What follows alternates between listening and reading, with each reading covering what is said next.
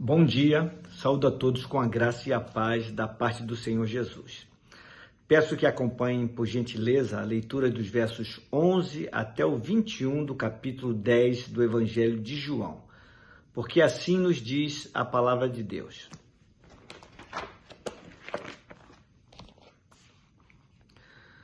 Eu sou o bom pastor dá a sua vida pelas ovelhas. Mas o mercenário que não é pastor, de quem não são as ovelhas, vê vir o lobo e deixa as ovelhas e foge, e o lobo as arrebata e dispersa. Ora, o mercenário foge porque é mercenário e não tem cuidado das ovelhas. Eu sou o bom pastor e conheço as minhas ovelhas, e das minhas sou conhecido.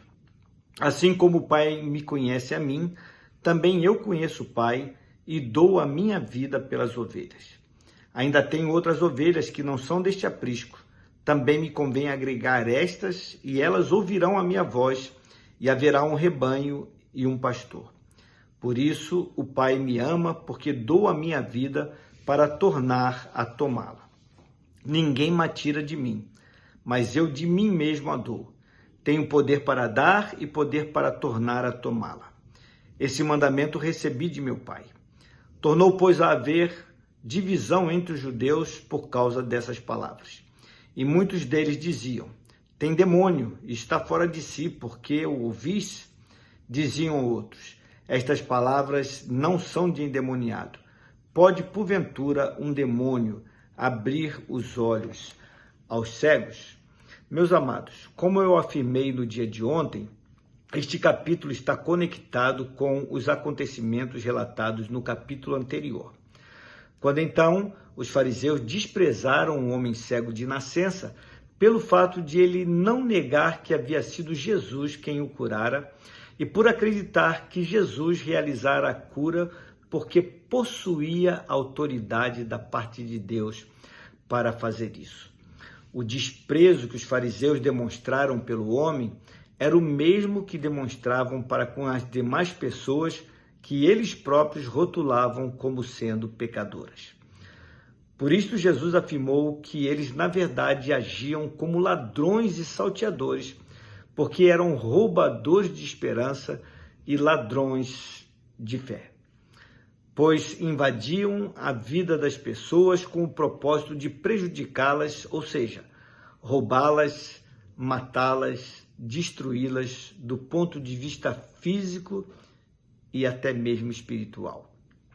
O evangelista Mateus, no capítulo 9, no verso 36 do seu evangelho, teve a sensibilidade de registrar o olhar de Jesus sobre aquelas pessoas, porque ele escreveu o seguinte: vendo Jesus as multidões, compadeceu-se delas, porque estavam aflitas e exaustas, como ovelhas que não têm pastor. Era assim que aquele povo estava, devido à negligência dos seus guias espirituais. Jesus prosseguiu advertindo que, além de salteadores, ladrões, pessoas estranhas, existiam também os mercenários, que são os falsos pastores. Os versos 1 ao 18 denunciam os falsos pastores do Sinédrio, que era a instância máxima da religião composta pelos fariseus, saduceus, escribas, dentre outros. No verso 12, Jesus denunciou um tipo de perigo cujos falsos pastores ou mercenários, que foi a palavra que ele empregou, pouco se importam e que ronda as ovelhas. Porque ele disse: mas o mercenário e o que não é pastor, de quem não são as ovelhas, vê vir o lobo e deixa as ovelhas e foge, e o lobo as arrebata e dispersa as ovelhas. O lobo é um dos predadores mais vorazes de ovelhas, e ele espreita as ovelhas a fim de matá-las e depois devorá-las.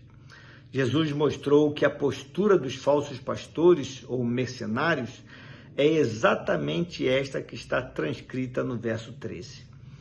O mercenário foge porque é mercenário e não tem cuidado das ovelhas. Um mercenário é alguém que se aluga por dinheiro. É alguém que trabalha apenas por motivo financeiro ou por conta de outras vantagens materiais. Neste caso específico, o mercenário ou o falso pastor não está preocupado com o bem-estar das ovelhas. A sua agenda principal é servir-se do rebanho. Infelizmente, existem muitos mercenários na igreja nos dias de hoje. Homens que escolhem o ministério como sendo uma ocupação confortável, sem verdadeiro amor pelas ovelhas de Deus.